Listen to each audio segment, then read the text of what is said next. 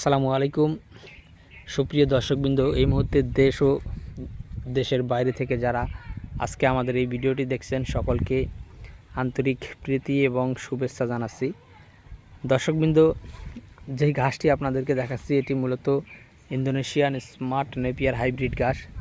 দর্শক, এই ঘাসটি আপনি আপনার খামারের গরু, ছাগল, ভেড়া, মহিষ, গারল যে কোনো গবাদি পশুর জন্য এই ঘাসটি চাষ করতে পারেন।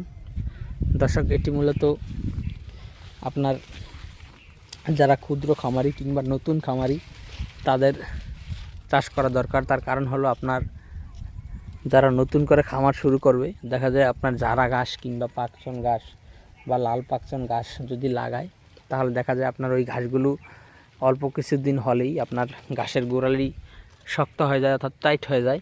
তখন কিন্তু ওই গোড়ালি মেশিন ছাড়া আসলে খাওয়ানো সম্ভব হয় না। মেশিনে গুঁড়ো গুঁড়ো করে কেটে দিলে কিন্তু গরু খেতে পারে, তাছাড়া কিন্তু খেতে পারে না, অস্টিচ করে ফেলে দেয়। আর যারা নতুন উদ্যোক্তা কিংবা নতুন খামারি কিংবা ক্ষুদ্র খামারি যারা রয়েছেন, তারা কিন্তু আপনার 30 থেকে 40 হাজার টাকা দিয়ে কিন্তু মেশিন কিনে আসলে ঘাস কেটে খাওয়ানো সম্ভব হয় না। সেক্ষেত্রে স্মার্ট নেপিয়ার ঘাসটি আপনার কেটে খাওয়ানো ছাড়াই, মেশিন ছাড়াই আসলে খাওয়ানো সম্ভব হয়।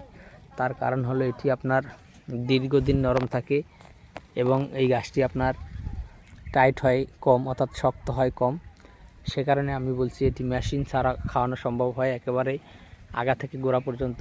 আর সে কারণেই বলছি, একজন নতুন উদ্যোক্তা অথবা নতুন খামারি 40 হাজার টাকা দিয়ে একটি মেশিন না কিনে যদি আর 10 থেকে 20 হাজার টাকা ভরে আরেকটি গরু কিনতে পারে, সেক্ষেত্রে কিন্তু তার জন্য সেটা আপনার মেশিন কিনা থেকে আরেকটি গরু বাড়ানো তার খামারের জন্য উপকারী। তো দর্শক, সে কারণেই বলবো, আপনি যদি নতুন উদ্যোক্তা হন তাহলে অবশ্যই আপনি এই স্মার্ট নেপিয়ার ঘাস চাষ করেন, কারণ এটি আপনার ফলন যথেষ্ট পরিমাণে ভালো।